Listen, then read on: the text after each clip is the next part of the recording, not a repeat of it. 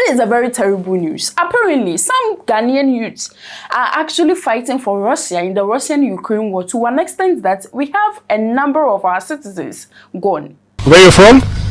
I'm from Ghana. But Russia has actually responded to this, and that is why Light is here to give you all the key city. So yesterday, Honorable Okudzeto Ablakwa, our Minister of Foreign Affairs, actually in a press made Ghanaians aware that this is what is going on the field. This is what is happening.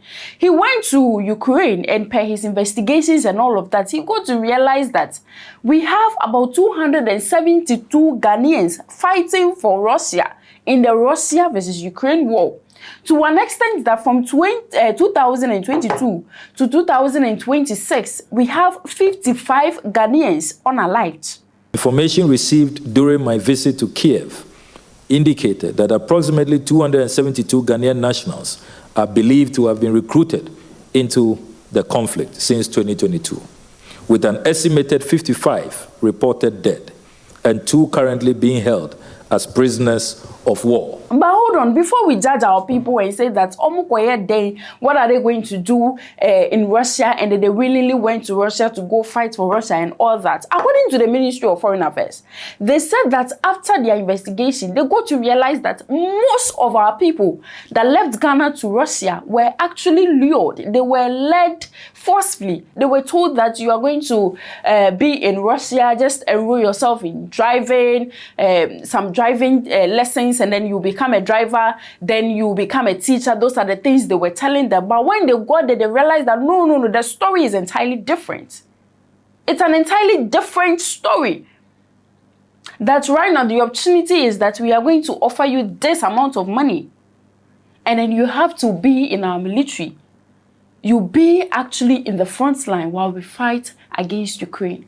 Many such victims were recruited through false promises of employment in construction, hospitality, logistics, and security services before being compelled to undergo military training and deployment to combat zones. The government has initiated diplomatic engagements with the relevant authorities to establish the identities and welfare of affected Ghanaians, while working with domestic security agencies to investigate recruitment networks targeting Ghanaian youth.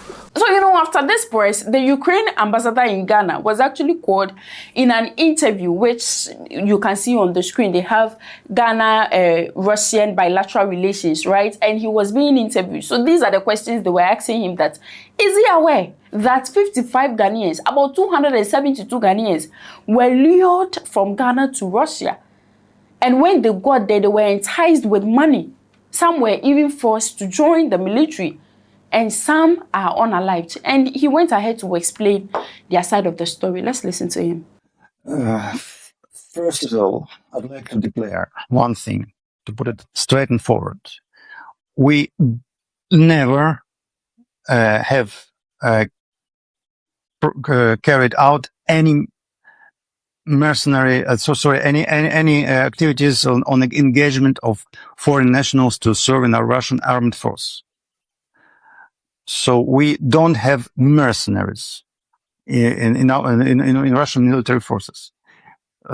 We have never organized such kind of campaigns in any country.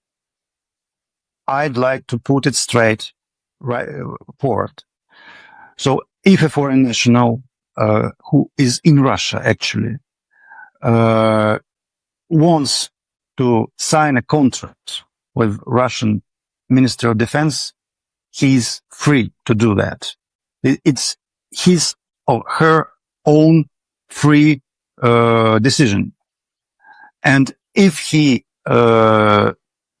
does this, he's not a mercenary.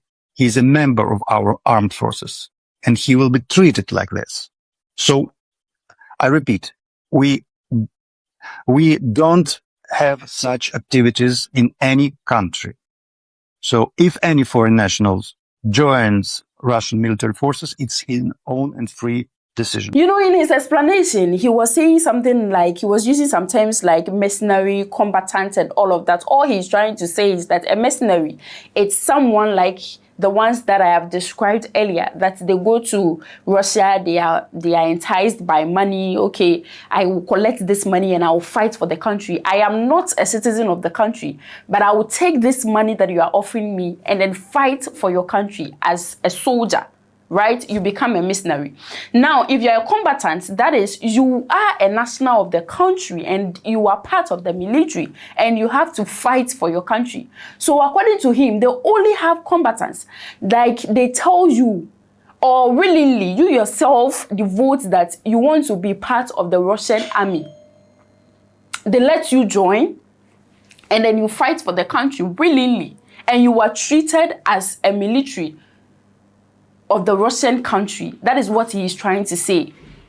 That they don't do all the things that we are actually accusing them of. But if it's an accusation, it's not only Ghana, right?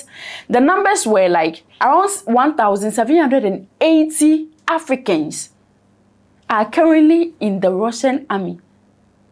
Some are lured, most of them are lured, fighting for Russia against Ukraine. In fact, we have protests from Kenyans that they were on their streets protesting against Russia, that their people are being lured to Russia to fight for them.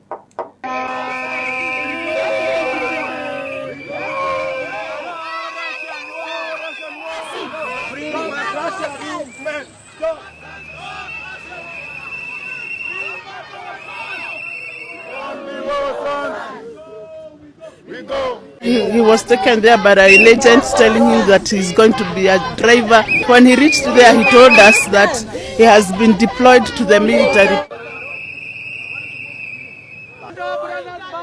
Sadly, less than 15% are alive. And those that are alive are in hospitals or have run away. Some of the mothers here are not so sure whether their sons are alive. But even if they are dead, they are asking for their bodies.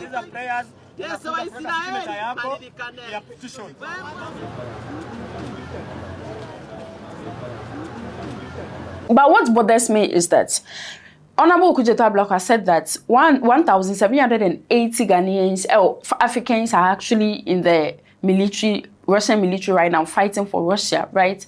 Out of the 1,780, we have 272 Ghanaians in there.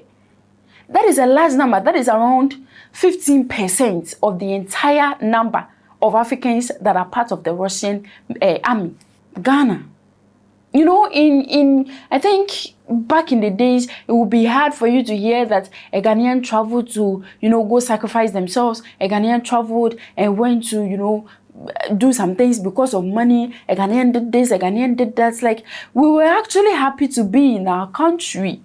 And we were okay with the little. We were always saying that Ghanaians are reluctant. We were not just reluctant. We were conversant with the little that we had.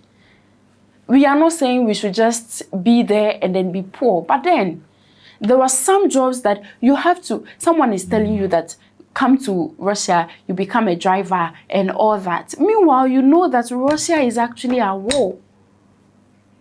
This is Gossip 24. It's sad. May their souls rest in peace.